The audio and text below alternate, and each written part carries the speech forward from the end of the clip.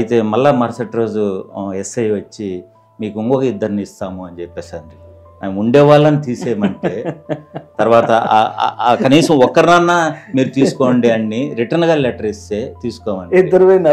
నలుగురైనారు. మీకు నమస్కారం పెడతాను ఎస్ఐ గారు, నా లెటర్ మీ ఇంటెలిజెన్స్ ఆఫీస్లో ఉండదు, మీ ఎస్పీ ఆఫీస్లో ఉండదు ఇట్లా అని చెప్పేసి ఇట్లని చెప్తుంది. అసలు నేను ఎక్కువగా బస్కి వచ్చి ఆటోలో పోయినాను శాసనమండలి సమావేశాలు. నాకు 3 చెక్ పోస్టుల దగ్గర పోలీసు వాళ్ళు నన్ను లోపలికి రానేరే.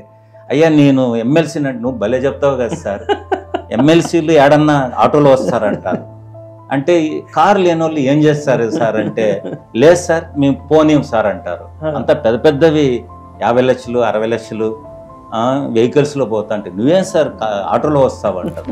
మీరు యూనియన్ లీడర్గా టీచర్స్కి ఉన్న ప్రాబ్లమ్స్ మీదనే ఫైట్ చేస్తున్నారు, కానీ టీచర్స్కి పెన్షన్ రావట్లేదు, డిఏ రావట్లేదు, ప్రమోషన్ రావట్లేదు, ట్రాన్స్ఫర్ కరెక్ట్ జరగట్లేదు, వీటి మీద ఫైట్ చేస్తున్నారు. కానీ డిజిటల్ క్లాస్ రూమ్ కావాలి, కంప్యూటర్ ల్యాబ్ కావాలి, పిల్లలకు ఐప్యాడ్ కావాలి, అట్లాంటి దాని మీద ఎందుకు ఒక ఉద్యమం చేసినట్టు నాకు తెలిసైతే నేను వినలేదు సార్.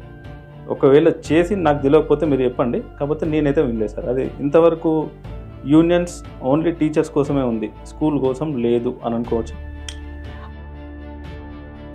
సిపిఎస్ అన్నారు, అసలు ఆ ఇష్యూ ఏంటి సార్? సిపిఎస్ ఇష్యూ ఇది మామూలుగా ఏమంటే ఇది కేంద్ర ప్రభుత్వం 2004 జనవరిలో కేంద్ర ప్రభుత్వ ఉద్యోగులకు తీసుకొచ్చింది. ఇలాంటివి చాలా ఉన్నాయి. అంటే అప్పుడు ఉమ్మడి ఆంధ్రప్రదేశ్లో ఇప్పటికి ఏం తేడా ఉంది సార్? అప్పటికి ఇప్పటికి మీరు రెండు చూసినాను. తెలంగాణ ప్రాంతము, ఆంధ్ర ప్రాంతంలో చూసినాను. ఒకటి సార్, ఎమ్మెల్సీగా మీరు చేసినప్పుడు అసలు ఎమ్మెల్సీకి, టీచర్ ఎమ్మెల్సీకి ఎలాంటి పవర్స్ ఉంటాయి, ఏం చేయొచ్చు?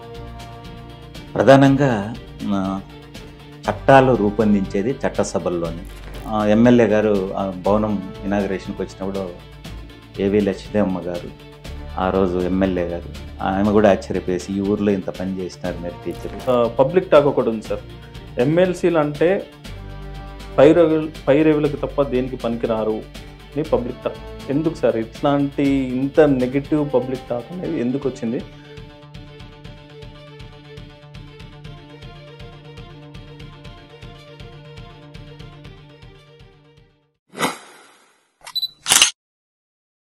Hi, hello, welcome to another brand new episode with Aravind on talk టేజీ స్టూడియోస్.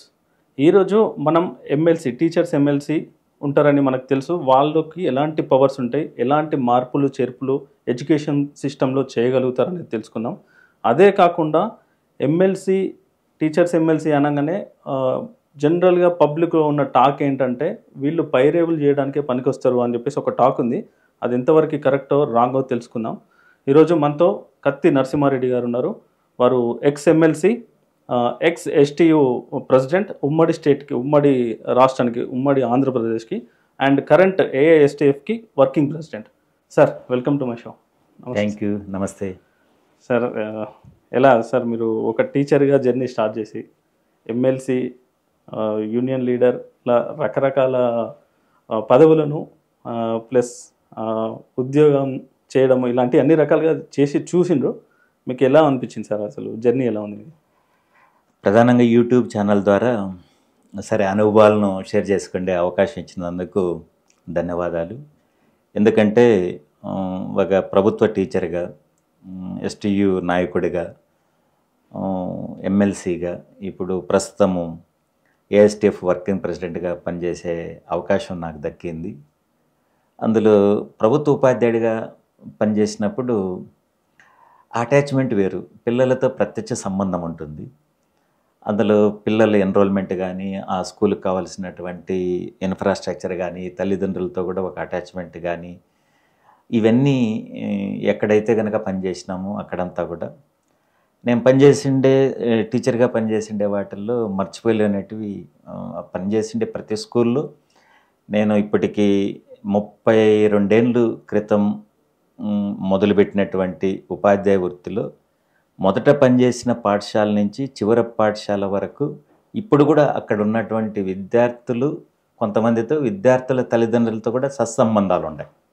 1988లో నేను మొదట ఎక్కడైతే ఉద్యోగంలో చేరినానో అక్కడి నుంచి కూడా నేను 1 ఇయర్ పనిచేసినా కూడా తల్లిదండ్రులతో సత్సంబంధాలు ఉన్నాయి.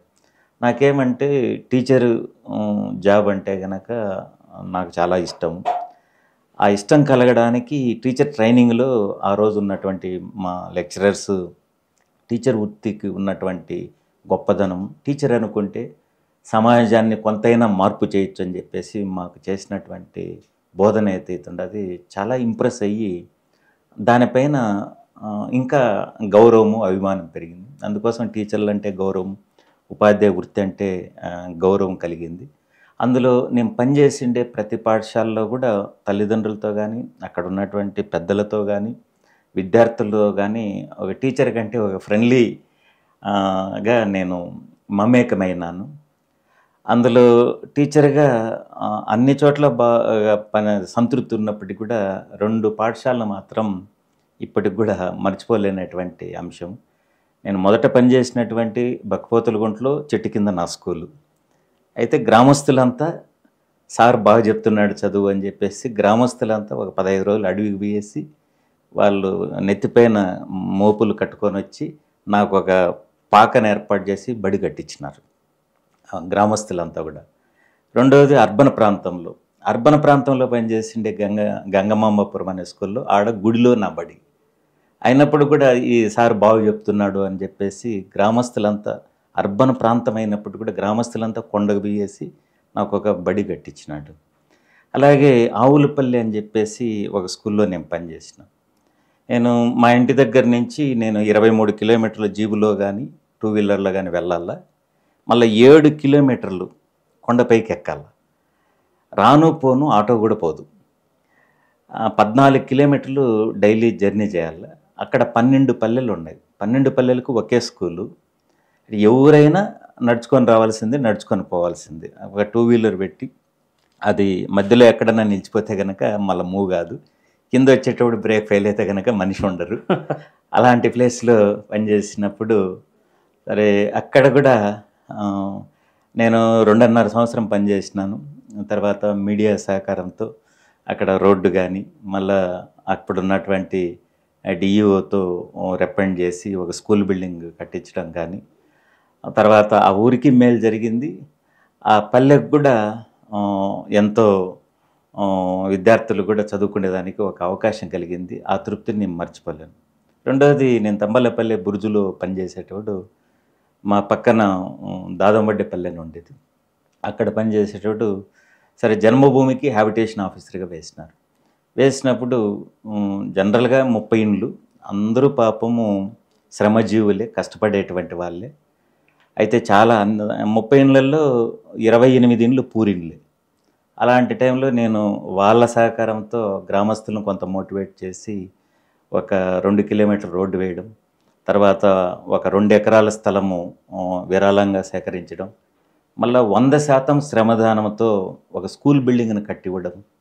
తర్వాత ఎమ్మెల్యే గారు ఆ భవనం ఇనాగరేషన్కి వచ్చినప్పుడు ఏవి లక్ష్మీదేవమ్మ గారు, ఆ రోజు ఎమ్మెల్యే గారు, ఆమె కూడా ఆశ్చర్యపోయేసి ఈ ఊర్లో ఇంత పని చేసినారు మీరు టీచరు, ఏం కావాలా నీకు కోరుకో అంటే నాకేమొద్దమ్మా, ఈ 30 ఇండ్లు పూరిండ్లు ఉన్నాయి, 28 ఉన్నాయి, వాళ్లకు బిల్డింగ్ ఇండ్లు శాంక్షన్ చేయండి అని నేను అడగడం, ఆమె శాంక్షన్ చేయడము.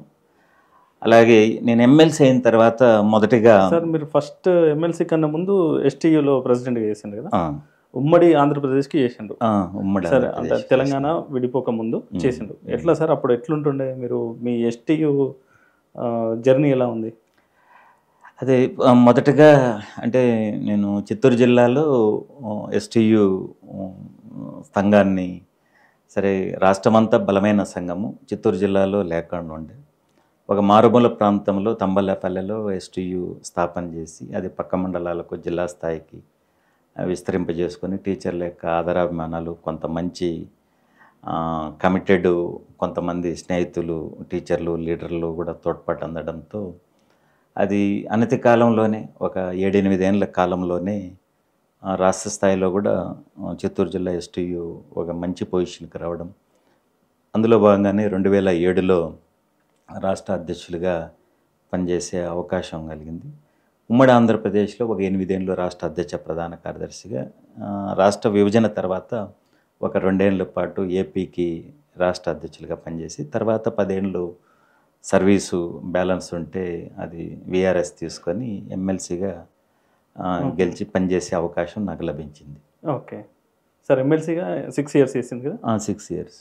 ఓకే సార్, ఇక్కడ ఎస్టీయూలో ఉన్నప్పుడు మీరు ఎలాంటి, అంటే మీరు ఉమ్మడి జిల్లాలకు ఉన్న రాష్ట్రానికి ఉన్నారు కాబట్టి అప్పుడు ఎలా అనిపించింది మీకు? ఇప్పుడున్న ప్రస్తుత ఎడ్యుకేషన్ సిస్టము తెలంగాణలో కానీ ఆంధ్రప్రదేశ్లో కానీ కంపేర్ చేస్తే ఏది బెటర్ ఉంది అనిపిస్తున్నది?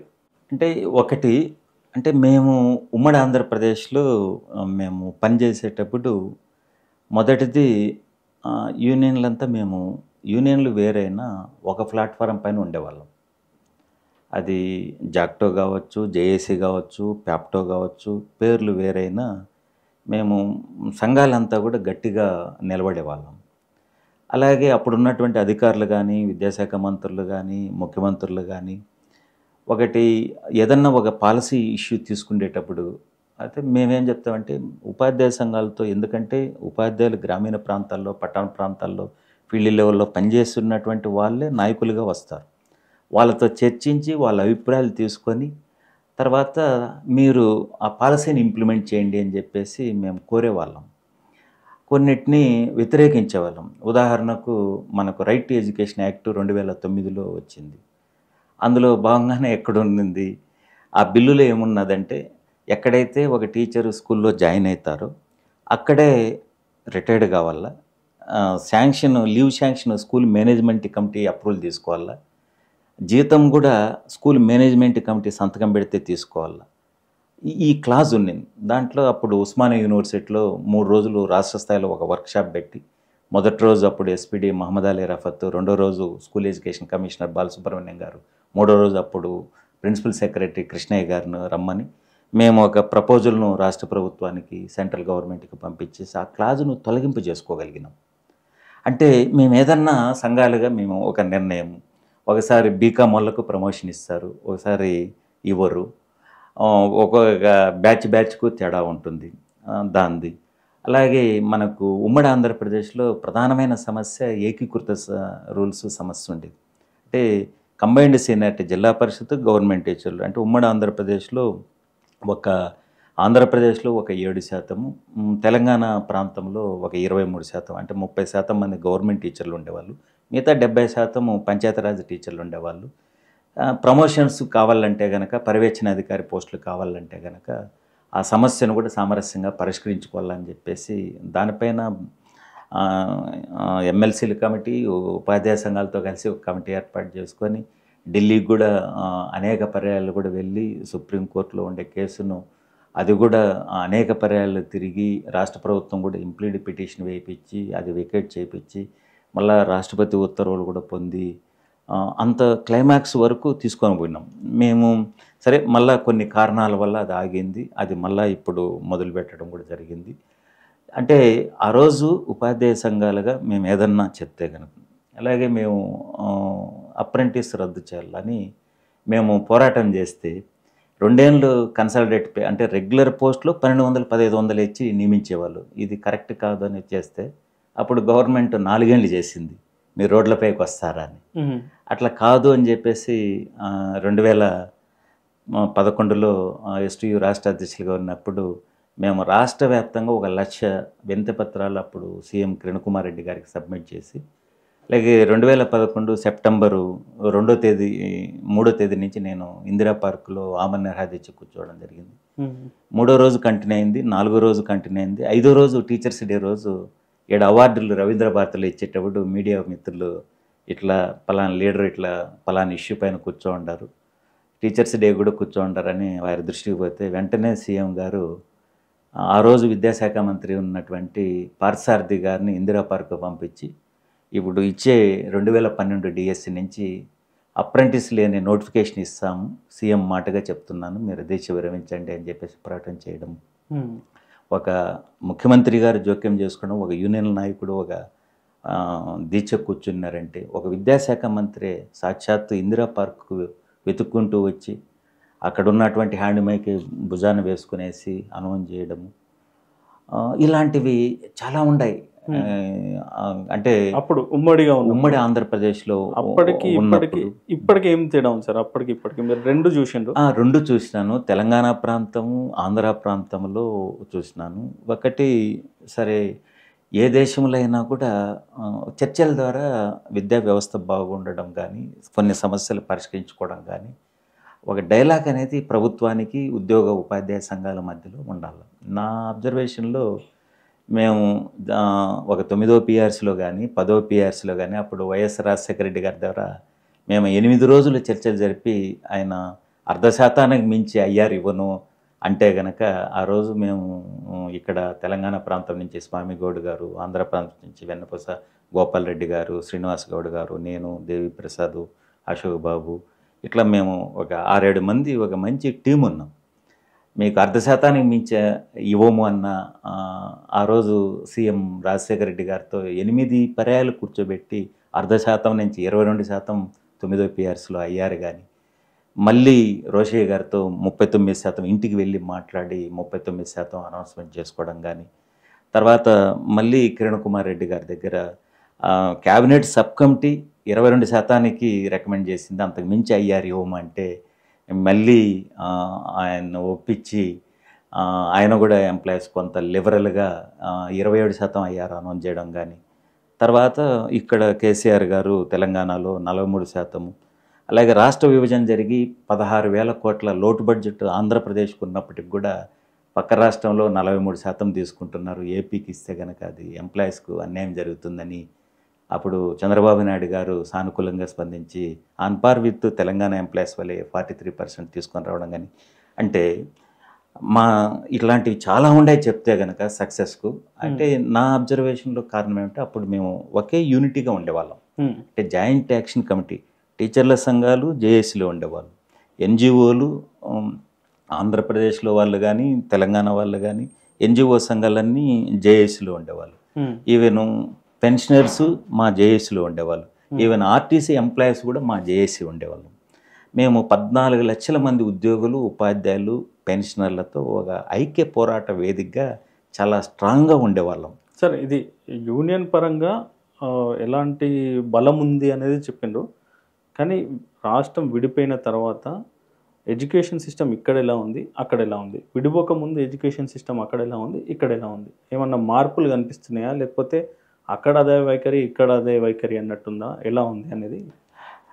ఒకటి, రాష్ట్రం విడిపోయిన తర్వాత జనరల్గా వచ్చేసి ఒక్కొక్క ప్రభుత్వం, అంటే ఒక ముఖ్యమంత్రి కావచ్చు, విద్యాశాఖ మంత్రి కావచ్చు, ఆ ప్రభుత్వంలో ఉండే విధాన నిర్ణయాన్ని బట్టి ఆయా రాష్ట్రాల విద్యా వ్యవస్థ నడుస్తూ ఉంటుంది. ఉదాహరణకు మీరు ఢిల్లీ ప్రభుత్వంలో కేజ్రీవాల్ సీఎంగా ఉండేటప్పుడు నాకు ఎడ్యుకేషన్, హెల్త్ నాకు టాప్ ప్రయారిటీ. అందుకోసమని తను 21-22 రాష్ట్ర బడ్జెట్లో 26% ఎడ్యుకేషన్కు కేటాయించడం జరిగింది. అంటే ఒక్కొక్క రాష్ట్రాల వైఖరి అంటే ఎట్లా ఉండాలనేది నాకున్న అవగాహన మేరకు తెలంగాణలో లాస్ట్ ఇయర్ బడ్జెట్లో కూడా, అంటే భారతదేశంలో అత్యంత తక్కువ విద్యారంగానికి కేటాయించేటువంటి రాష్ట్రం తెలంగాణ రాష్ట్రం, 7.1. మొన్న 2024-25లో రేవంత్ రెడ్డి గారు సీఎం అయిన తర్వాత అది 8% చేరింది. అంటే 24,000 కోట్లు తెలంగాణ ఎడ్యుకేషన్ బడ్జెట్ అలొకేషన్ చేస్తున్నారు. అలాగే ఆంధ్రప్రదేశ్లో 34,000 కోట్లు. అక్కడ అంతకుముందు అమ్మఒడి ఉండే, తర్వాత తల్లికి వందనం కింద ఎంతమంది పిల్లలు ఉంటే అంతమందికి 15,000 రూపాయలు, 2,000 రూపాయలు మెయింటెనెన్స్ కానీ 13,000 రూపాయలు తల్లుల ఖాతాల్లో కూడా వేస్తున్నారు. అంటే వ్యత్యాసం మన తెలుగు రాష్ట్రాల్లోనే ఆంధ్రప్రదేశ్లో 34,000 కోట్లు, తెలంగాణలో 24,000 కోట్లు, 8,000 కోట్లు వ్యత్యాసం ఉండదు. అంటే ఒక ప్రయారిటీస్ ఉండే. అంటే తెలంగాణలో గతంలో, ఇప్పుడు ఆంధ్రప్రదేశ్లో ఎడ్యుకేషన్ సిస్టమ్ చూస్తే కనుక, అంటే నా అబ్జర్వేషన్లో ఎప్పుడైతే కొన్ని ఇష్యూస్ పైన విద్యాశాఖ మంత్రి కానీ, అధికారులు కానీ, ముఖ్యమంత్రి కానీ చర్చలు జరిపితే కనుక కొన్ని పాలసీలు రావడము, క్వాలిటీ ఎడ్యుకేషన్ రావడము, టీచర్ల రిక్రూట్మెంట్ జరగడము, ఇట్లా జరిగేటివి. అవి ఎక్కడైతే జరగలేదో వైఫల్యం అనేది ఇరు రాష్ట్రాల్లో కూడా విద్యారంగం పైన ఎక్కువగా పడింది. రేవంత్ రెడ్డి గారు సీఎం అయిన తర్వాత పాఠశాలలకు ఫ్రీ ఎలక్ట్రిసిటీ ఇవ్వడము, టీచర్ల రిక్రూట్మెంటు కొంత చేయడము, అలాగే 10 ఏళ్ళుగా పెండింగ్లో ఉన్నటువంటి ప్రమోషన్స్ కానీ ట్రాన్స్ఫర్స్ కానీ టేకప్ చేయడము, ఇవి ఒక పాజిటివ్. టీచర్లకు ఇవ్వాల్సినటివి ఇచ్చి పాఠశాలకు కావాల్సిన మినిమం రిక్వైర్మెంట్ మౌలిక వస్తువులు కల్పిస్తే టీచర్లు ఆటోమేటిక్గా ఇంకా కసితో పనిచేయాలనే ఉంటుంది. అందుకోసం రిక్రూట్మెంటు ఆ ఫలాలు ఇప్పుడు అడ్మిషన్స్లో కూడా ఇక్కడ కనపడుతుంటాయి. ఈ ఒరవళ్ళు రెగ్యులర్గా 3 నెలలకు ఒకసారి మామూలుగా జిఏడి రూల్స్ ప్రకారం కూడా జాయింట్ స్టాఫ్ కౌన్సిల్తో కానీ రికగ్నైజ్డ్ సంఘాలతో కానీ, ఇప్పుడు తెలంగాణ రాష్ట్రంలో రేవంత్ రెడ్డి గారే సీఎంగా ఉన్నారు కాబట్టి ఒక 3 నెలలకు ఒకసారి ఉపాధ్యాయ సంఘాలతో మీటింగ్ పెడితే కనుక చిన్న చిన్న సమస్యలు పరిష్కారం అయ్యే అవకాశం ఉంటుంది. అటు ఆంధ్రప్రదేశ్లో గత ప్రభుత్వం జగన్మోహన్ రెడ్డి గారు సీఎంగా ఉండేటప్పుడు పాఠశాలకు ఇన్ఫ్రాస్ట్రక్చర్కి అయితే కనుక ఎక్కువగా నిధులు ఖర్చు పెట్టినారు. అయితే న్యూ ఎడ్యుకేషన్ పాలసీ ఇంప్లిమెంట్ చేయడం వల్ల మెర్జింగ్ వల్ల అక్కడ డబ్బులు ఖర్చు పెట్టినారు కానీ మళ్ళీ ఎక్కడైతే ఒక స్కూల్కు లక్షలు ఖర్చు పెట్టి 20 లక్షలు 30 లక్షలు కోటి రూపాయలు ఖర్చు పెట్టినారు, మళ్ళీ ఆ పాఠశాల నుంచి 3, 4, 5 తరగతులు ఒక 4-5 కిలోమీటర్లో ఉండే హై స్కూల్కి ఎక్కడైతే పిల్లలను తరలించేసినారు, ఇక్కడ పిల్లలు చేరేవాళ్ళు లేరు, ఈ డబ్బులు వృధాయనే. అట్లా చాలా స్కూళ్ళల్లో ఇంపాక్ట్ పడింది. రిక్రూట్మెంట్ లేకుండా పోవడం వల్ల కూడా ఆ ఫలాలు అందలేదు.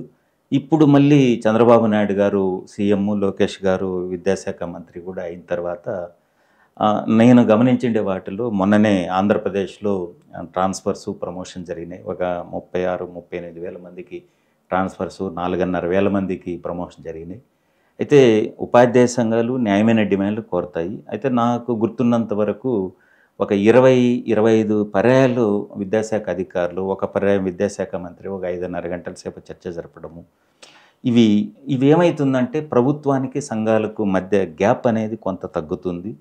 అలాగే కొన్ని రిఫార్మ్స్ ఇంట్రొడ్యూస్ చేసేటప్పుడు సంఘాలతో కూడా చర్చించడం వల్ల మమ్మల్ని అడిగి చేసినారు కదా, దీన్ని సక్సెస్ చేస్తామని ఒక భావన ఉంటుంది. అది ఆ ఒరవడి మంచి ఒరవడి అని నేను భావిస్తున్నాను. సార్, ఎమ్మెల్సీగా మీరు చేసినప్పుడు అసలు ఎమ్మెల్సీకి, టీచర్ ఎమ్మెల్సీకి ఎలాంటి పవర్స్ ఉంటాయి, ఏం చేయొచ్చు? ప్రధానంగా చట్టాలు రూపొందించేది చట్టసభల్లోనే, అంటే రాష్ట్ర స్థాయిలో అసెంబ్లీలో కానీ, మనకు భారతదేశంలో ఒక 7 రాష్ట్రాల్లో శాసనమండలి ఉన్నది. అలాగే భారతదేశంలో లోక్సభ, రాజ్యసభ చట్టాలు అక్కడే రూపొందిస్తాయి. కాబట్టి తప్పనిసరిగా చట్టసభల్లో కనుక ప్రతినిధి టీచర్ ఎమ్మెల్సీ కానీ, ఎమ్మెల్యే కావచ్చు, ఎంపీ గారు కావచ్చు, ఎవరైనా కూడా కావచ్చు ఉంటే కనుక చాలా సమస్యలు పరిష్కారం అయ్యేదానికి అవకాశం ఉంటాయి. అందులో భాగంగానే భారత రాజ్యాంగంలో 1958లో వచ్చినటువంటి ప్రజా ప్రాతినిధ్య చట్టం ప్రకారంగా మనకు శాసనమండలిలో కూడా 7 రాష్ట్రాల్లో ఇప్పుడు అమలు లేకున్నది. అందులో టీచర్లకు ఒక అరుదైన అవకాశం, ఆంధ్రప్రదేశ్లో 5 మంది టీచర్ ఎమ్మెల్సీలకు, తెలంగాణలో 3 టీచర్ ఎమ్మెల్సీలకు అరుదైన అవకాశం ఉండాలి. అది మామూలు ఎట్లంటే, ఒకటి ఉదాహరణకు నేను కడప, అనంతపురము, కర్నూలు 3 ఉమ్మడి జిల్లాలకు నేను ప్రతినిధిని. ప్రతి జిల్లాలో ప్రతి 3 నెలలకు ఒకసారి ఎమ్మెల్యేలు, ఎమ్మెల్సీలు, ఎంపీలతో డిఆర్సీ మీటింగ్, కలెక్టర్ ఆధ్వర్యంలో డిఆర్సీ మీటింగ్ ఒకటి జరుగుతుంది. ఆ మీటింగ్లో డిస్ట్రిక్ట్ లెవెల్ ఆఫీసర్స్ అంతా ఉంటారు. ఒక స్కూల్ది కావచ్చు, కాలేజీ కావచ్చు, చిన్న చిన్న ఇష్యూస్ కావచ్చు, అక్కడికి నోటీస్ తీసుకొస్తే కనుక ఆ జిల్లాలో కలెక్టర్ ఆధ్వర్యంలో జరిగే మీటింగు, అందులో ఇన్ఛార్జి మినిస్టర్ గారు కూడా ఉంటారు కాబట్టి చాలా సమస్యలు అక్కడ పరిష్కారం అవుతాయి. అలాగే జడ్పీ జనరల్ బాడీ మీటింగ్ జరుగుతుంది ప్రతి జిల్లాలో. ఆ జడ్పీ జనరల్ బాడీ మీటింగ్లో జిల్లా పరిషత్ స్కూల్ ఇష్యూ పైన కావచ్చు, జిల్లా స్థాయి అధికారులంతా కూడా ఉంటారు కాబట్టి ఏ ఇష్యూ పైన కూడా అక్కడ మాట్లాడి అక్కడ సమస్యలు పరిష్కరించుకునే దానికి అవకాశం ఉంటుంది. మూడోది ఇది కాన్స్టిట్యున్సీ లెవెల్. అలాగే మూడోది శాసనమండలిలో ఉపయోగించుకుంటే కనుక చాలా ఉంటాయి. ఒకటి మొదట వచ్చేసి మనము క్వశ్చన్స్ వేయచ్చు మేజర్ ఇష్యూస్ పైన. ఆ క్వశ్చన్స్ వేసినప్పుడు అక్కడ సభ్యులను బట్టి లాటరీ తీస్తారు. మనం ఒక 10 క్వశ్చన్లు పంపినాం అనుకోండి, ఆ 10 క్వశ్చన్లు లాటరీలో 2 మీకు అలాట్మెంట్ కావాలా అంటే కనుక 2 మాత్రం ఇస్తారు, 8 రిప్లై మాత్రం ఇస్తారు.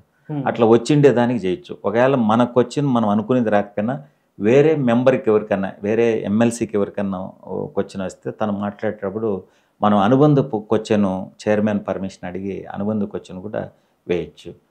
అలాగే ఇది వాయిదా తీర్మానాన్ని మనం ఇచ్చి, ఇది ఎమర్జెన్సీ సభను వాయిదా వేసి ఈ సమస్య పైన చర్చించండి అనొచ్చు. అలాగే 0 అవర్లో క్వశ్చన్ వేయచ్చు. 0 అవర్లో నాకు గుర్తున్నంత వరకు నా 6 ఇయర్స్ పీరియడ్లో ఆ 0 అవర్లో నేను మిస్ అయ్యిండేది లేదు. అంటే ప్రతి 0 అవర్లో ఏదో ఒక ఇష్యూ పైన ప్రభుత్వం దృష్టికి తీసుకొని పోవడం, అది రికార్డ్ అవుతుంది. మనకు రిప్లై కూడా గవర్నమెంట్ నుంచి తీసుకోవచ్చు. దాని తర్వాత షార్ట్ నోటీసు క్వశ్చన్స్ ఉంటాయి. తర్వాత 311 కింద అత్యవసర ప్రజా ప్రయోజన వ్యాజ్యము కింద ఒక నోటీస్ ఇవ్వచ్చు గవర్నమెంట్, ఎమర్జెన్సీ నోటీస్ కింద. అట్లా నేను చాలా సందర్భాల్లో ఇచ్చినాను. ఉదాహరణకు సిపిఎస్ పైన పెద్ద ఆందోళన జరిగేటప్పుడు ఇది అత్యవసరము, దీనిపైన మీరు చర్చించండి, గవర్నమెంటు దీన్ని రిజాల్వ్ చేయాలా, సిపిఎస్ని రద్దు చేయాలా, మీరు ఇచ్చిన హామీని ఎందుకు అమలు చేయరు అని చెప్పేసి అట్లా.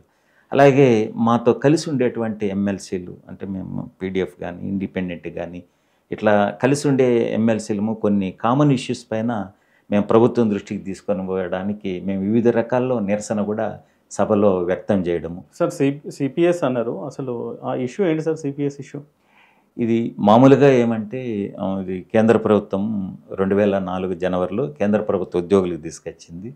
మన ఉమ్మడి ఆంధ్రప్రదేశ్లో మనకు వైఎస్ రాజశేఖర రెడ్డి గారు సీఎంగా ఉండేటప్పుడు కేంద్రంలో సిపిఎస్కు ఎన్డీఏ, యూపీఏ 2 పాలకపక్షాలు, అపోజిషన్ పార్టీలు ఆ రోజు పిఎఫ్ఆర్డీ బిల్లుకు సమ్మతి ఇచ్చినారు. కాబట్టి మన ఆంధ్రప్రదేశ్లో కూడా అది ఇంప్లిమెంట్ చేయడం జరిగింది, ఉమ్మడి ఆంధ్రప్రదేశ్లో.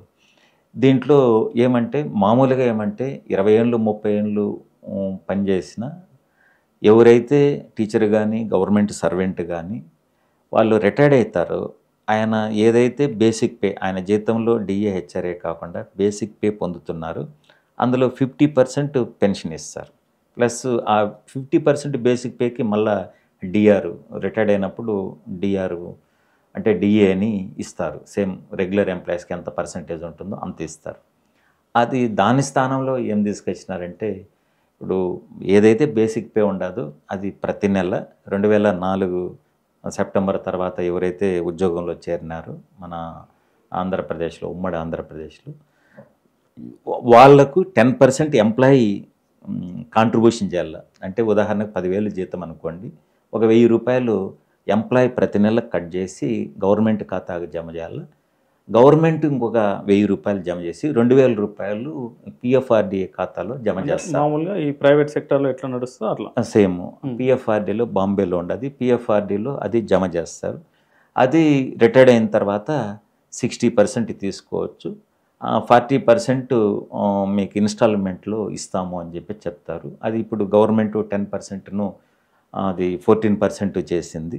అయితే ఎంప్లాయీ డబ్బు డిడక్షన్ చేసి మళ్ళీ ఆ ఎంప్లాయీ డబ్బుకే షేర్ మార్కెట్లో పెట్టి మీరు మాకేంది, మా డబ్బులు మాకే ఇచ్చేది, అందులో ఇది ఎంత వస్తుందో మాకు తెలియదు, ఇది ఓల్డ్ పెన్షన్ స్కీమ్ అయితే కనుక గ్యారంటీ, నువ్వు ఎన్నేళ్ళన్నా పనిచేయి, 7 ఏళ్ళు మినిమం సర్వీస్ ఉంటే గవర్నమెంట్ ఎంప్లాయీకి పెన్షన్కి ఎలిజిబిలిటీ ఉంటుంది.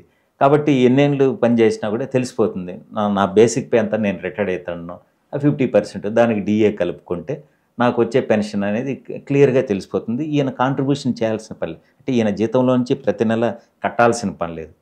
దానికి జాతీయ స్థాయిలోనూ రాష్ట్ర స్థాయిలోనూ, అంటే కొంతమంది రాష్ట్రాలు కొంతమంది జాతీయ స్థాయిలో ఉండదని చెప్పేసి ఉద్యోగ వర్గాల్లో కొంతమందిలో కూడా కొంత కన్ఫ్యూజన్ ఉండదు.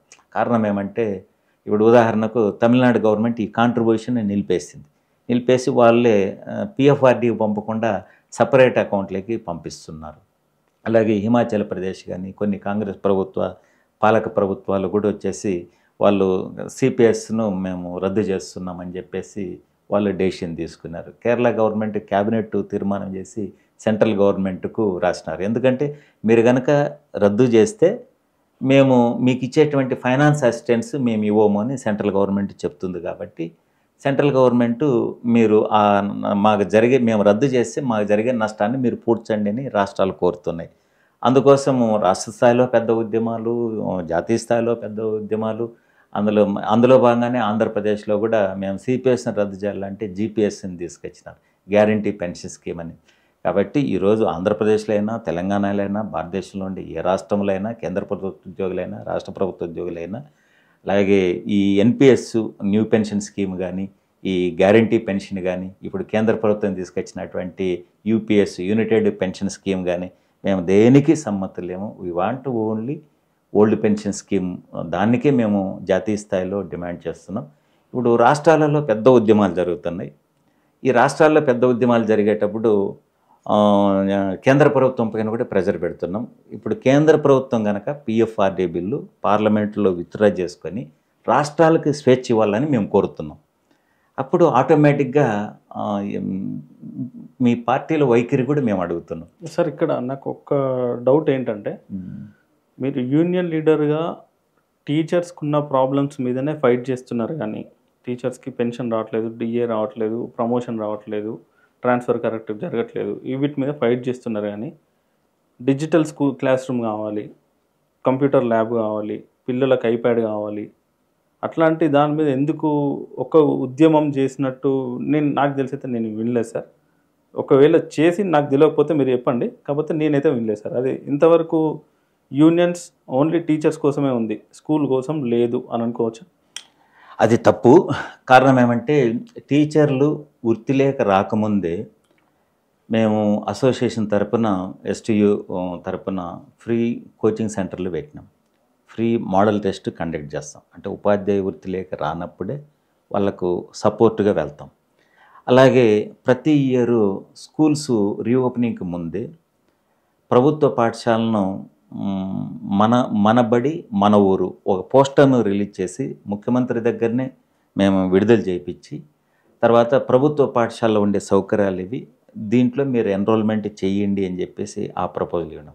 అలాగే మీరు చెప్పినట్టు ఎమ్మెల్సీగా ఉన్నప్పుడు నేను ఎడ్యుకేషన్కు సంబంధించిన అంశాలే కాకుండా ఒక అగ్రిగోల్డ్ కావచ్చు, ఎంపీఓస్ కావచ్చు, ఇరిగేషన్ కావచ్చు, రెవెన్యూ ఇష్యూస్ కావచ్చు, హెల్త్ డిపార్ట్మెంట్ కావచ్చు, మీరు ఆంధ్రప్రదేశ్లో ఉన్నటువంటి దాదాపు 42 డిపార్ట్మెంట్లోకి వెళ్ళి ఏ ప్రిన్సిపల్ సెక్రటరీనో ఏ కమిషనర్ ఆఫీసు పోయి ఎంక్వైరీ చేసుకున్న 6 ఏళ్ల కాలంలో ప్రతి డిపార్ట్మెంట్లో నేను ప్రస్తావించినటివి పరిష్కరించాలని డిమాండ్ చేసినట్టు మినిమం 10 నుంచి 20 వరకు నా అన్ని డిపార్ట్మెంట్లో ఉంటాయి. అంటే నేను టీచర్ ఎమ్మెల్సీ అయినప్పటికి కూడా నాకు అవకాశం వస్తుంది హౌస్లో.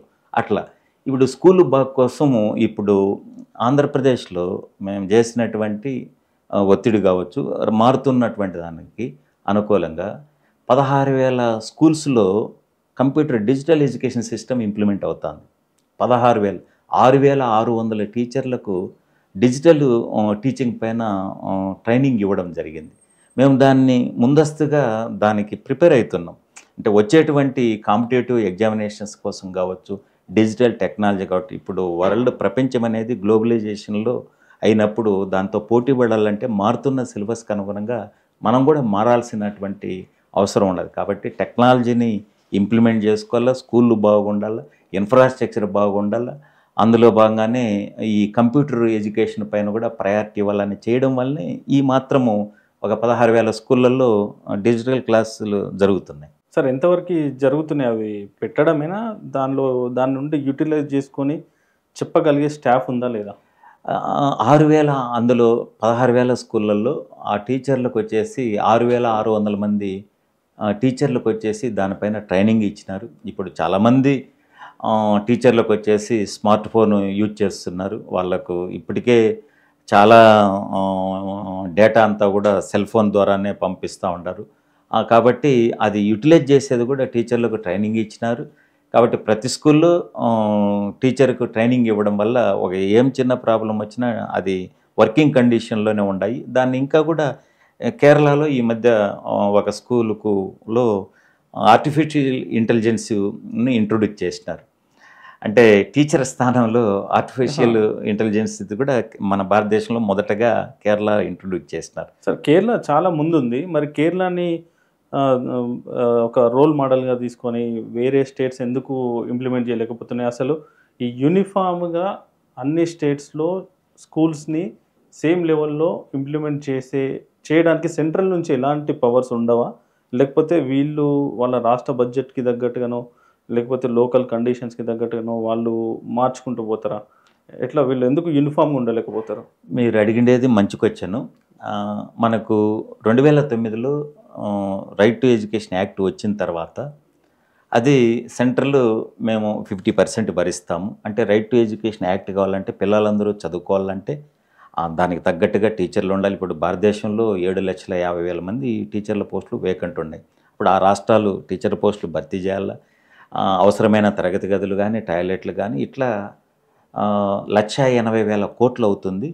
50% సెంట్రల్ గవర్నమెంట్ భరిస్తాము, 50% స్టేట్లు భరించండి అని చెప్తే కొన్ని లెటర్లు రాస్తే కొన్ని మేము మా బడ్జెట్కి అనుకూలంగా మేము ఇప్పటికీ ఇంత ఖర్చు పెడుతున్నాం, మేము 30% భరిస్తాము, మేము 40% భరిస్తాము, ఇట్లా రాష్ట్రాలకు కేంద్రానికి లెటర్లు రాసి మొత్తానికి రైట్ టు ఎడ్యుకేషన్ యాక్ట్ ఫుల్ఫిల్గా భారతదేశంలో ఏ రాష్ట్రంలో కూడా ఇంప్లిమెంట్ కాకుండా పోవడానికి ప్రధానమైనటువంటి ఆటంకం వచ్చేసి నిధుల కొరత వల్లే.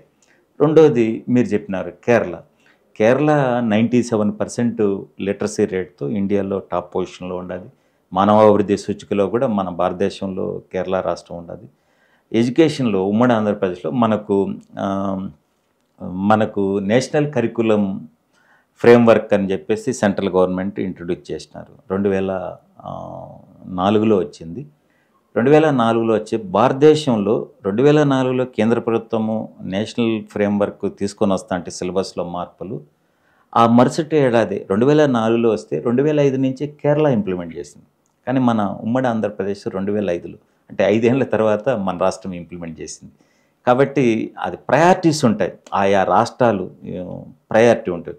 కేంద్ర ప్రభుత్వం కొన్ని ఇప్పుడు సమగ్ర శిక్ష అభియాన్ ఉండదు, కొన్ని ప్రాయోజిత కార్యక్రమాలకు కస్తూర్బా గాంధీ బాలికల పాఠశాల ఇట్లా వాటికి కొన్నిటికి 40-60, 50-50, 60-40 ఈ రేషియోతో కేంద్రము ఆయా స్కీములకు వచ్చేసి నిధులు కేటాయిస్తుంది. దాన్ని రాష్ట్ర ప్రభుత్వాలు ఇంట్రెస్ట్ చూపిస్తే కనుక ఆ డబ్బులను వినియోగించుకొని కొన్ని రాష్ట్రాలు తొందరగా ఇంప్లిమెంట్ అవుతాయి.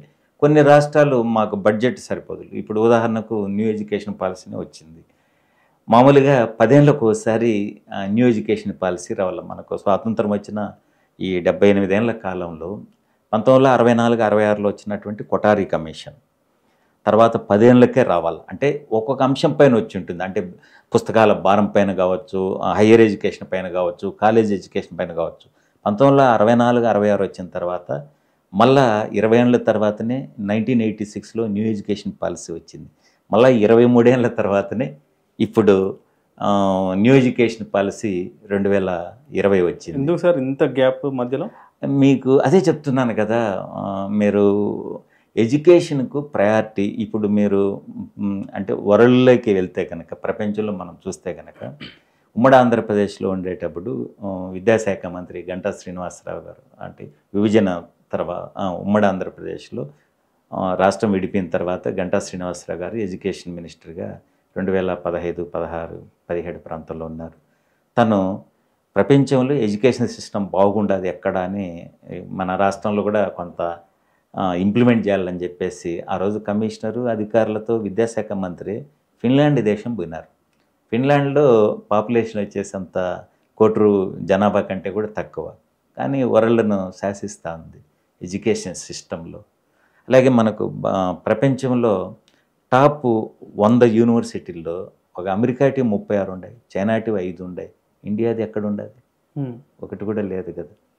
అంటే ఎడ్యుకేషన్కు ప్రయారిటీ. ఇప్పుడు కొఠారి కమిషన్ 6% జీడిపిలు అన్నారు, 2.9% మన కేంద్ర బడ్జెట్లో ఎడ్యుకేషన్గా అలొకేషన్ జరుగుతూ ఉండేది. కాబట్టి ఒక 5 ఏళ్ళు ఒక టార్గెట్ పెట్టుకొని కేంద్ర ప్రభుత్వాలైనా రాష్ట్ర ప్రభుత్వాలైనా ఎడ్యుకేషన్ సిస్టాన్ని స్ట్రెంగ్తన్ చేసుకున్నాము, క్వాలిటీ ఎడ్యుకేషన్ తీసుకొస్తాం. ఊరికే టీచర్లు నియమించి ఇన్ఫ్రాస్ట్రక్చర్ పెట్టడానికి పరిమితం కాకూడదు, క్వాలిటీ ఎడ్యుకేషన్ రావాలి. దానిపైన కొన్ని మనకు నిదర్శనంగా కొన్ని దేశాలు ఉన్నాయి ఎన్రోల్మెంట్కి. కానీ ఇప్పుడు మీరు చూస్తే అమెరికా దేశంలో కూడా చూడండి, అమెరికాలో కూడా నేను ఒక ప్రైమరీ, ఒక అప్పర్ ప్రైమరీ, ఒక హై స్కూలుకు అక్కడికి అంటే మామూలుగా సార్ ఇప్పుడు మీరు యూఎస్ అన్నారు కాబట్టి యూఎస్కి చాలామంది పిల్లలు ఇప్పుడు అక్కడ సెటిల్ అయిన వాళ్ళు ఉన్నారు. మా పిల్లలు ఇక్కడ పోతుండ్రు, ఇక్కడ బాగుంటుంది అది అని చెప్తారు. అది ఎవరికైనా అంతవరకు తెలియడం కామన్. అది కాకపోతే మీరు as a teacher, as a leader, as a MLC మీరు చూసే కోణం డిఫరెంట్ ఉంటుంది. మీకు అక్కడికి ఇక్కడికి డిఫరెన్స్ ఏమనిపించింది? ఇప్పుడు మామూలుగా అందరు చెప్పుకునేలాగా కాకుండా మీరు ఒక టీచర్ ఎట్లున్నారు, ఎడ్యుకేషన్ సిస్టమ్ ఎట్లుంది, అసలు కంప్లీట్ సిస్టమ్ ఎట్లుంది, ఎందుకు ఫ్రీగా ఇవ్వగలుగుతున్నారు, ఇలాంటివి మీరు బాగా అనలైజ్ చేయగలుగుతారు. మీరు ఆ ఫీల్డ్ ఉన్నారు కాబట్టి. సో మీకేమనిపించింది డిఫరెన్స్? అంటే ఒక్కొక్క దేశము ఎడ్యుకేషన్కు ఒక్కొక్క ప్రయారిటీ ఇస్తుంది. అందులో నాకు కూడా నచ్చింది అమెరికాలో అంటే ప్రైమరీ, అప్పర్ ప్రైమరీ, తర్వాత హై స్కూల్ వరకు ఫ్రీ ఎడ్యుకేషన్ ఉంటుంది. తర్వాత హయ్యర్ ఎడ్యుకేషన్ అంతా కూడా 90% అబోవ్ ప్రైవేట్ రంగంలో ఉంటుంది. అప్ టు హయ్యర్ అంటే +2 ప్యాటర్న్ వరకు ఫ్రీ ఎడ్యుకేషన్ ఉంటుంది. దాని తర్వాత చాలామంది స్కూల్ డ్రాప్ అవుట్ అయిపోతారు, అంటే చదవరిగా. అవును, అంతవరకు ఫ్రీ ఎడ్యుకేషన్ ఉంటుంది. అందులో నాకు నచ్చింది ఏమంటే ఆ సిస్టమ్, ఎడ్యుకేషన్ సిస్టంలో ఒకటి, మీరు ప్రైమరీ స్కూల్కి వెళ్ళినా, యూపీ స్కూల్కి వెళ్ళినా, హై స్కూల్కి వెళ్ళినా మినిమం 5 నుంచి 20 ఎకరాల్లో స్కూల్ ఉంటుంది. అక్కడ ఒకటి టీచరు అర్ధగంట ముందు వెళ్ళాలా, అర్ధగంట ఆలస్యంగా రావాలి. అర్ధగంట ముందు ఎందుకు వెళ్ళాలంటే ఈరోజు చెప్పే క్లాసు పైన అంత ముందు రోజు తయారు చేసుకునే వాటికి ఆ అర్ధగంటలో మళ్ళీ ప్రిపరేషన్ కోసం. అర్ధగంట ఆలస్యంగా ఎందుకు పోవాలంటే రేపు చెప్పేటువంటి క్లాస్కు ప్రిపేర్ అయిపోయి వెళ్ళాలి. అది మామూలుగా మనకు ఇక్కడ కూడా 8 గంటలు ఉంటుంది వర్కింగ్ అవర్స్. ఇక్కడ 8 గంటలు ఉంటుంది. లాస్ట్లో ఒక ఫిజికల్ ఎడ్యుకేషన్కు ఏదన్నా ఒక పీరియడ్ అంటే 7 గంటలు రుద్దడమే ఉంటుంది. కానీ అమెరికా ఎడ్యుకేషన్ సిస్టంలో 50% అంటే 8 గంటల్లో 4 గంటలు ఎక్స్ట్రా కరిక్యులర్ యాక్టివిటీస్కి ప్రయారిటీ ఇస్తారు. మిగతా 50% ఎక్స్ట్రా కరిక్యులర్ యాక్టివిటీకి స్పోర్ట్స్ కావచ్చు, మ్యూజిక్ కావచ్చు, డ్యాన్స్ కావచ్చు, ఎలక్ట్రీషియన్ కావచ్చు, ఇట్లా సొంతంగా ఆలోచించే ఎడ్యుకేషన్ సిస్టమ్ ఉండాలి. అన్నిటికీ మించి ఉదాహరణకు ఇక్కడ హైదరాబాద్లో సీఎం గారు ఉన్నారు. వాళ్ళ పిల్లలకు స్కూల్లో జరిపించాలంటే కరీంనగర్లోనో లేదంటే విజయవాడలోనో స్కూలు బాగుండదులే, నేను విజయవాడలో జరిపిస్తాను, కరీంనగర్లో జరిపిస్తానంటే అమెరికా దేశ చట్టాలు ఒప్పుకో. అంటే ఎక్కడైతే గనక స్కూల్ ఉంటుందో ఆ ఏరియాలో county wise schools county wise ఆ కౌంటీలోనే చదవాలి. ఒకవేళ విజయవాడలో ఎవరైనా అంటే నేనంటే ప్రభుత్వ ఉద్యోగులైనా, ప్రజల పిల్లలైనా, రాష్ట్రపతి అయినా, అమెరికా దేశ అధ్యక్షుడైనా ఆయన ఎక్కడ నివాసం ఉండారో ఆ కౌంటీలో అక్కడ అందుబాటులో ఉండే స్కూల్లోనే వాళ్ళ పిల్లల్ని చేర్పించాలి. అది అడ్మిషన్లో నేను చూసినాను. అక్కడ అడ్మిషన్ జరిగేటప్పుడు వెళ్ళినాను. అడ్మిషన్లో ఫస్ట్ ఏముంటుందంటే అతని నివాస ప్రాంతం ఏది ఉంటుంది, పేరు లేదు. అప్లికేషన్లో మొదటి కాలంలోనే నివాస ప్రాంతం ఎక్కడ అని ఉండదు, తర్వాత పేరు ఉండదు. అంటే నివాస ప్రాంతం ఈ ఏరియా కాదనుకో అప్లికేషన్ రిజెక్ట్ అవుతుంది. ఆ విధంగా ఉండడం వల్ల ఇక్కడ మన భారతదేశంలో ఎడ్యుకేషన్ సిస్టమ్ మనం చూస్తే అసలు 50 కిలోమీటర్లు, 100 కిలోమీటర్లు, 3వ తరగతి నుంచి 300, 500 కిలోమీటర్లో ఏదో కార్పొరేట్ స్కూళ్ళలో వేసి డంపు చేసి పిల్లలు హాస్టల్లో పడేసి సిస్టమ్ చూడు ఎంత ఒత్తిడికి గురవుతాంటారో. అది దానివల్ల ఏమవుతుంది, కంపల్సరిగా ఆ స్కూల్ కూడా బాగుపడుతుంది.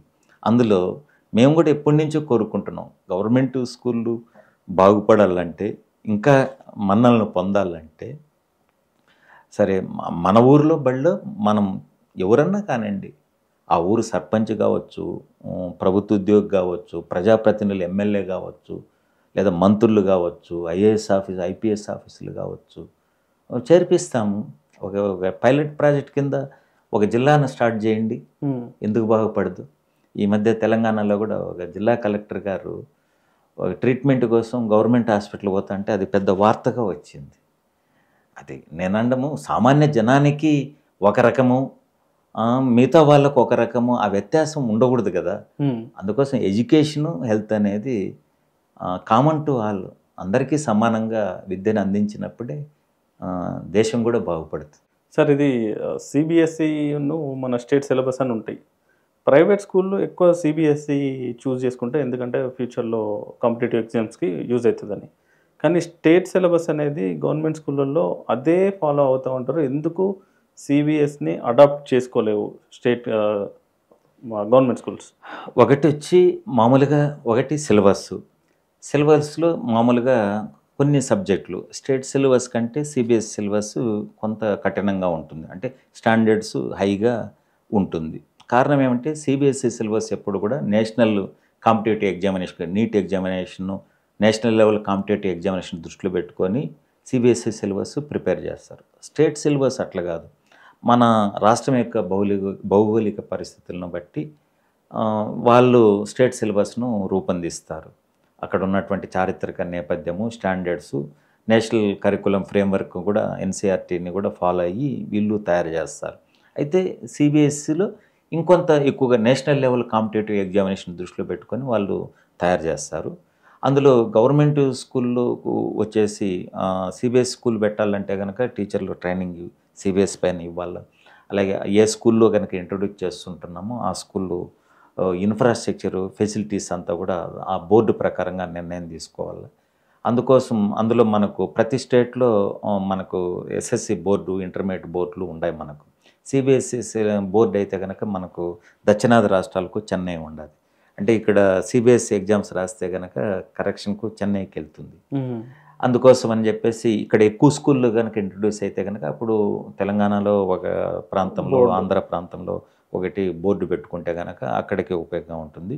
అందుకోసం అని చెప్పేసి ఒకటి నేషనల్ లెవెల్ నీట్ ఎగ్జామినేషన్లో దృష్టిలో పెట్టుకొని ప్రైవేట్ వాళ్ళు ఏమంటే మేము నేషనల్ లెవెల్కి ఎక్కువగా కాంపిటీషన్కు ఎంసెట్ టైప్లో నీట్ ఎగ్జామినేషన్ రాయిపించే దానికోసమని ఎక్కువగా పిల్లల తల్లిదండ్రులు ఆసక్తిగా ఉంటారని చెప్పేసి ప్రైవేట్ స్కూళ్ళు సిబిఎస్ సిలబస్లోకి ఎక్కువ స్కూళ్ళు చేరుస్తారు. అందుకోసం ఆంధ్రప్రదేశ్లో కూడా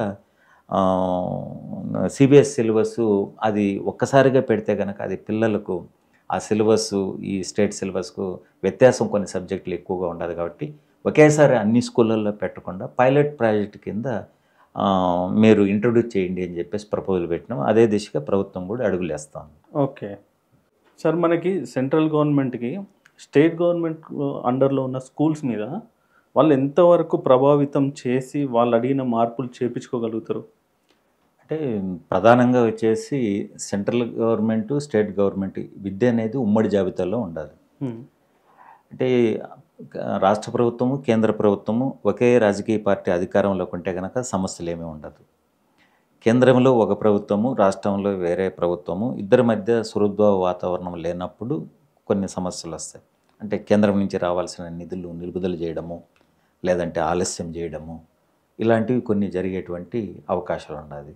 లేదా రాష్ట్ర ప్రభుత్వాలు కేంద్రం చెప్పినటువంటి సిస్టాన్ని మేమెందుకు అమలు చేయాలని చెప్పేసి ఇక్కడ వేరే పొలిటికల్ పార్టీ ఉండేటప్పుడు ఇట్లా కూడా నిర్ణయం తీసుకోవచ్చు. మా రాష్ట్ర ఎడ్యుకేషన్ సిస్టమ్ వేరు అని చెప్పుకునేదానికి అవకాశం ఉంది. అంటే సాధారణంగా కేంద్ర ప్రాయోజిత పథకాలను రాష్ట్రాలు ఇంప్లిమెంట్ చేసుకునేదానికి ఎక్కువగా ఆసక్తి చూపుతాయి. ఉదాహరణకు మనకు ఒకటి AP model school system. Model స్కూళ్ళను అంటే +2 ప్యాటర్న్ వరకు పెట్టాలా, రెసిడెన్షియల్ ప్యాటర్న్లో పెట్టాలా, క్వాలిటీ ఎడ్యుకేషన్ ఇవ్వాలని చెప్పేసి కేంద్ర ప్రభుత్వం ప్రపోజల్ పెట్టింది. 60-40 రేషియో కింద అది రాష్ట్ర ప్రభుత్వాలు అందిపుచ్చుకున్నాయి. 10 ఏళ్ల తర్వాత సెంట్రల్ గవర్నమెంట్ ఆ గ్రాంట్ నిలిపేసి కొన్ని రాష్ట్రాలు కంటిన్యూ చేసినాయి. కొన్ని రాష్ట్రాలు ఇప్పుడు ఆంధ్రప్రదేశ్, తెలంగాణ ఇలాంటి రాష్ట్రాలు 100% 10 ఏళ్ల తర్వాత స్టేట్ గవర్నమెంటే ఇంప్లిమెంట్ చేసి కొనసాగిస్తాయి.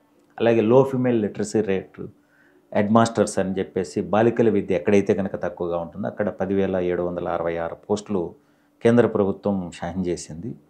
కేంద్రము రాష్ట్రము షేర్తో 10 ఏళ్ల తర్వాత చాలా రాష్ట్రాలు ఆ పోస్టును రద్దు చేసింది. ఉమ్మడి ఆంధ్రప్రదేశ్లో కూడా 2009 జనవరిలో మన రాష్ట్ర ప్రభుత్వము రద్దు చేయాలని ప్రపోజల్ పెట్టినప్పుడు ఆ రోజు ఎస్టీ రాష్ట్ర అధ్యక్షులుగా దాన్ని కూడా నేను నిలువరించుకొని అప్పుడు అధికారుల దగ్గరికి విద్యాశాఖ మంత్రి దృష్టికి తీసుకొని వేసి అవి మళ్ళీ 100% స్టేట్ గవర్నమెంట్తో కంటిన్యూ చేసుకోవడం జరిగింది. ఇప్పుడు కస్తూర్బా బాలికల విద్యాలయాలు ఉండేవి. వాటికి సంబంధించి కేంద్రము, రాష్ట్రము, కేంద్ర ప్రభుత్వము, రాష్ట్ర ప్రభుత్వం ఆర్థిక సహకారంతో ఉన్నాయి. అది పేద పిల్లలకు, అందులో బాలికలకు మంచి విద్యను అందించేటువంటి సంస్థలు. వాళ్లకు రెగ్యులరేట్ చేయాలని చెప్పేసి మేము అడుగుతున్నాం. టీచర్లు కాంట్రాక్ట్ సిస్టంలో 16 ఏళ్ళ నుంచి పనిచేస్తున్నారు. వాళ్ళు కూడా క్వాలిఫైడ్ టీచర్స్, వాళ్ళు రెగ్యులర్ చేయాలంటే ఇది కేంద్ర ప్రభుత్వ విధానం, మా పరిధిలో లేదని స్టేట్ గవర్నమెంట్లు చెప్తాయి. కాబట్టి స్టేట్ గవర్నమెంటు అనుకూలంగా ఉండింటేనేమో కేంద్రం చెప్పిండేది ఈ నిబంధనని అడ్డేస్తాయి. ఒకవేళ విరుద్ధంగా ఉండేటప్పుడేమో కొన్ని ఇంప్లిమెంట్ చేస్తాయి. అలాగే కొన్ని ఈ ట్రైనింగ్ ప్రోగ్రాముల కంటే ఇట్లా ఇప్పుడు కొత్తగా డైట్లకు ఇప్పుడు తెలంగాణలో కానీ భారతదేశం వ్యాప్తంగా ఒక్కొక్క డైట్కు పైలట్ ప్రాజెక్ట్ కింద శిక్షణా సంస్థలకు 3 కోట్లు ఇస్తున్నది. లాస్ట్ ఇయర్ నుంచి ఇస్తున్నది. ఇప్పుడు 3 కోట్ల నుంచి ఆడ ఇన్ఫ్రాస్ట్రక్చర్ ఇంకా కొరత కనుకుంటే 5 కోట్లు ఒక్కొక్క డైట్కి ఇస్తున్నారు. అప్పుడు ఇన్ఫ్రాస్ట్రక్చర్ అనేది డైట్లు కూడా స్ట్రెంగ్తన్ అయ్యేదానికి అవకాశం ఉంటుంది. కాబట్టి ఏ రాష్ట్ర ప్రభుత్వం అయినా కూడా కేంద్రం నుంచి వచ్చేటువంటి నిధులను తీసుకోవాలా. అయితే వాళ్ళు పెట్టినటువంటి కండిషన్స్ను రాష్ట్ర ప్రభుత్వం ఫుల్ఫిల్ చేయాల్సిన ఆవశ్యకత ఉంటుంది. ఇక ఒకవేళ వీళ్ళు చేయలేదనుకో కేంద్రం చేసే పని ఏమంటే డబ్బులు నిలిపేస్తారు, ఫండ్స్ ఇవ్వరు. అంత తప్ప ఇంకా నియంత్రణ అధికారము డైరెక్ట్గా ఉండదు. ఒక కేంద్రీయ విద్యాలయాలు కానీ నవోదయ స్కూళ్ళు కానీ సెంట్రల్ గవర్నమెంట్ ఆధీనంలో ఉండేటి వాటికి మాత్రం వాళ్ళకి పూర్తి స్థాయి నియంత్రణ ఉంటుంది తప్ప రాష్ట్ర ప్రభుత్వం ఆధీనంలో ఉన్నటువంటి వివిధ రకాల మేనేజ్మెంట్ స్కూళ్ళు అంతా కూడా రాష్ట్ర ప్రభుత్వం పరిధిలోనే ఉంటాయి. ఓకే సార్, అంబేద్కర్ గారు, అబ్దుల్ కలాం గారు ఇలా చాలామంది గొప్ప రియల్ హీరోస్ మీద మీరు స్వయంగా వాళ్ళ దగ్గర, వాళ్ళ ఇంటి దగ్గరికి వెళ్ళి, వాళ్ళ సమాధి దగ్గరికి వెళ్ళి, వాళ్ళు చదువుకున్న దగ్గరికి వెళ్ళి ఇలా చాలా డబ్బులు ఇన్వెస్ట్ చేసి 100% అంటే 99.9% కరెక్ట్ ఇన్ఫర్మేషన్ ఉండాలి అని మీరు ఒక ప్రయత్నం చేస్తున్నారు, దానికి కావాల్సిన వీడియోస్ చేస్తున్నారు. కానీ ఎందుకు సార్ అది మీకు ఎందుకు పైసా లాభం లేని పని ఎందుకు చేయాలనిపించింది డబ్బులు ఖర్చు పెట్టుకొని? అంటే ప్రధానంగా నేను పిల్లలతో మమేకం కావడం నాకు ఇష్టం. టీచర్గా ఉండేటప్పుడు ప్రేయర్కు కంపల్సరీగా వెళ్ళేవాడిని. పాఠ్యపుస్తకాలు లేని కొందరి ఆదర్శవంతమైన జీవిత పాఠాలు చెప్పేవాళ్ళం. అంటే నాకు ఎందుకు అలవాటు వచ్చిందంటే నేను చదివేటప్పుడు కూడా ఆ రోజు మా హై స్కూల్ హెడ్ మాస్టర్ కావచ్చు, టీచర్లు కావచ్చు, ప్రేయర్లో చెప్పే మాటలను మా జీవితం ప్రయాణం పైన చాలా ప్రభావితం చూపించినాయి. యూనియన్ నాయకుడిగా ఉండేటప్పుడు కూడా నాకు అవకాశం ఉండేటప్పుడు ప్రేయర్కి అటెండ్ అయ్యేవాడిని. ఎమ్మెల్సీగా పనిచేసినటువంటి 6 ఏళ్ల పీరియడ్లో కూడా నేను ఎక్కడన్నా స్కూలు కానీ ఇన్స్టిట్యూషన్ కానీ విజిట్కి కానీ వెళ్తే కనుక, ఇంటరాక్ట్ కావాలని వెళ్తే కనుక కంపల్సరీగా ప్రేయర్కి వెళ్తాను.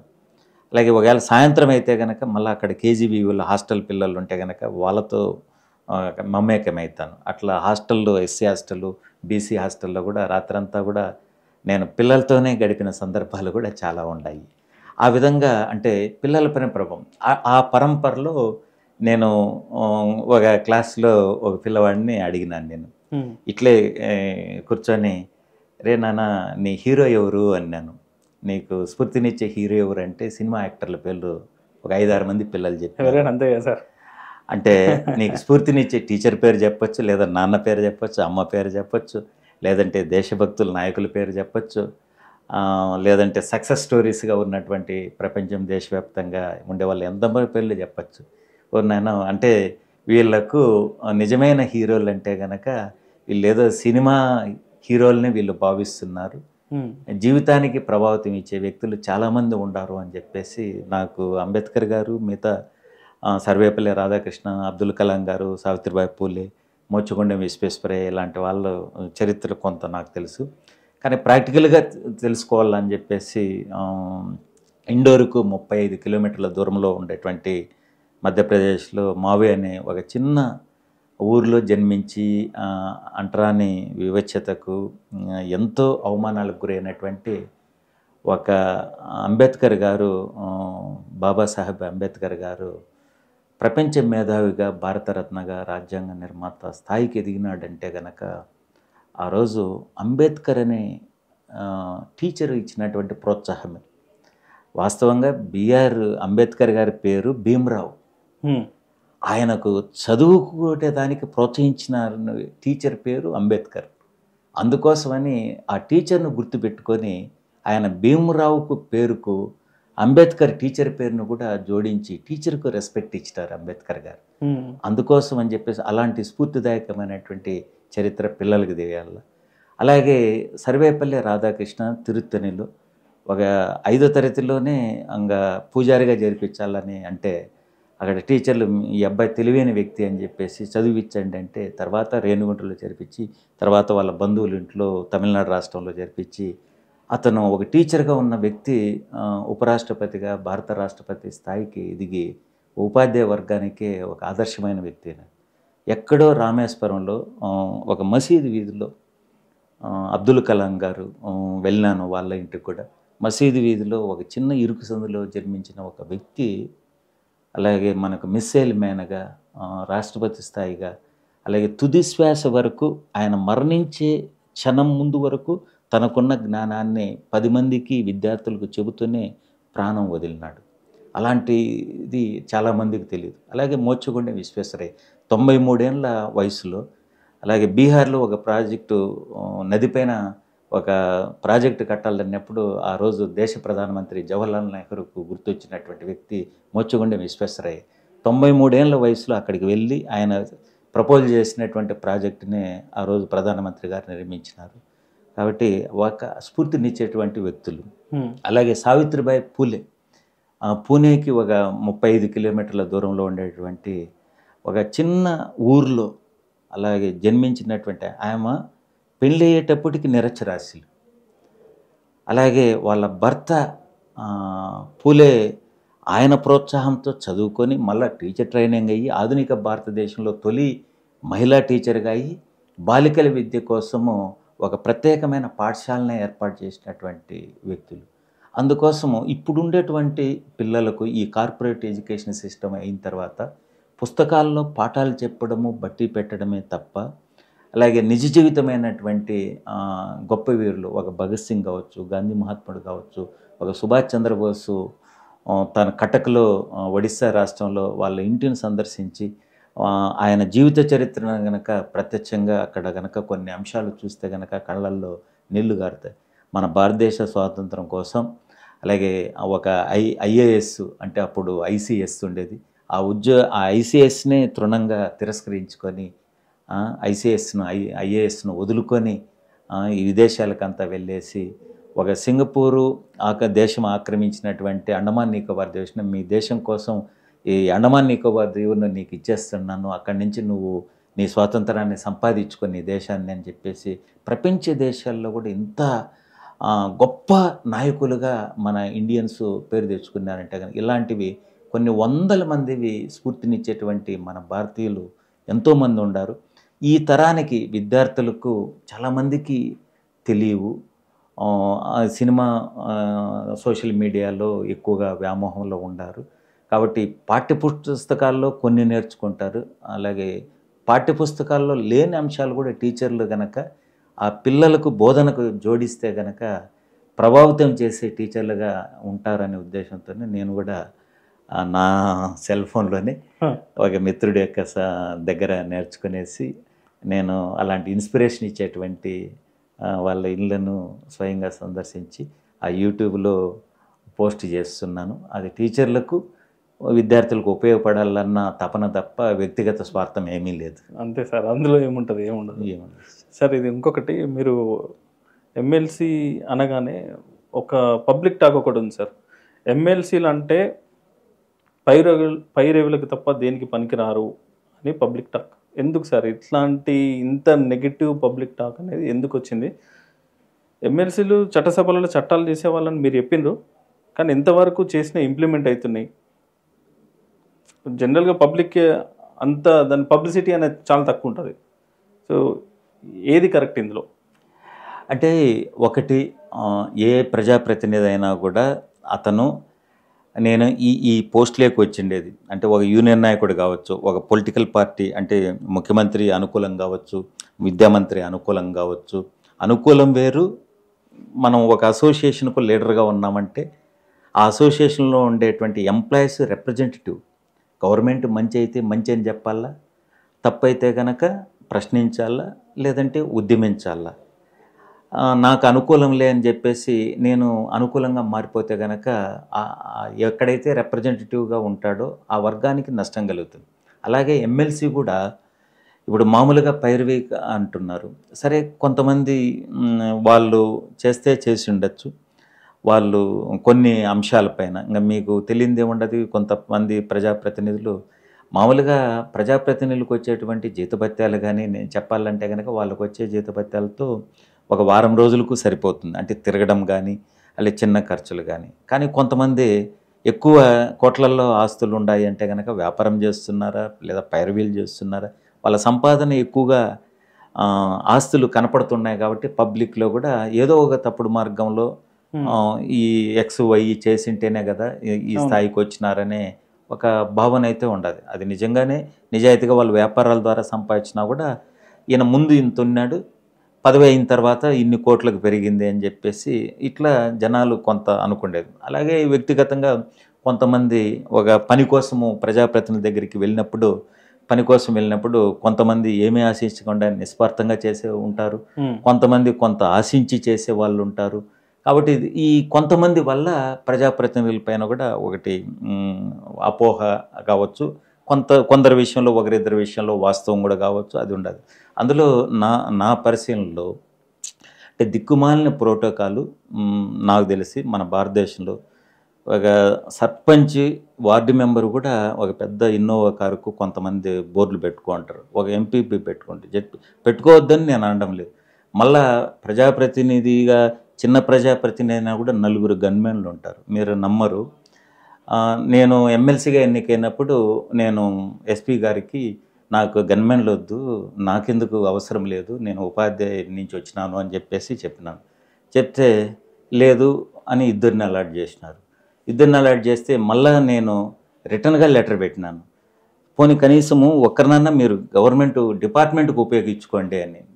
లేదు అని మళ్ళా నేను శాసనమండలి జరిగేటప్పుడు ఇంటెలిజెన్స్ ఐజీ పరిధిలో ఉండదు అంటే ఆ ఐజీ పరిధిలోకి నేను మాట్లాడితే మీరు ఒక లెటర్ ఇవ్వండి, నేను విత్డ్రా చేస్తాను అన్నారు. మళ్ళా నేను లెటరు ఒకటి ఇచ్చినాను. అయితే మళ్ళా మరుసటి రోజు ఎస్ఐ వచ్చి మీకు ఇంకొక ఇద్దరిని ఇస్తాము అని చెప్పేసండి.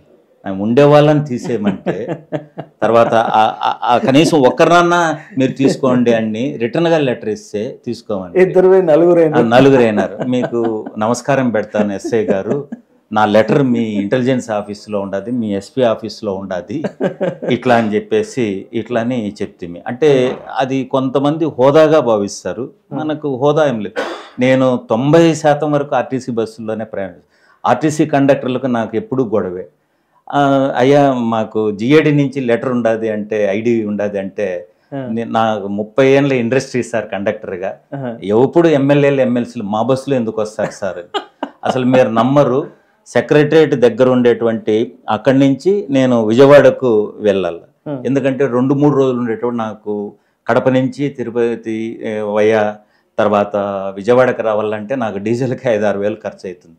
అందుకోసం నేను ఎక్కువగా బస్కు వచ్చి ఆటోలో విన్నాను శాసనమండలి సమావేశాలు. నాకు 3 చెక్ పోస్టుల దగ్గర పోలీసు వాళ్ళు నన్ను లోపలికి రానేరే. అయ్యా నేను ఎమ్మెల్సీ నువ్వు భలే చెప్తావు కదా సార్, ఎమ్మెల్సీలు ఏడన్నా ఆటోలో వస్తారంటారు. అంటే కారు లేని వాళ్ళు ఏం చేస్తారు సార్ అంటే, లేదు సార్ మేము పోనీయం సార్ అంటారు.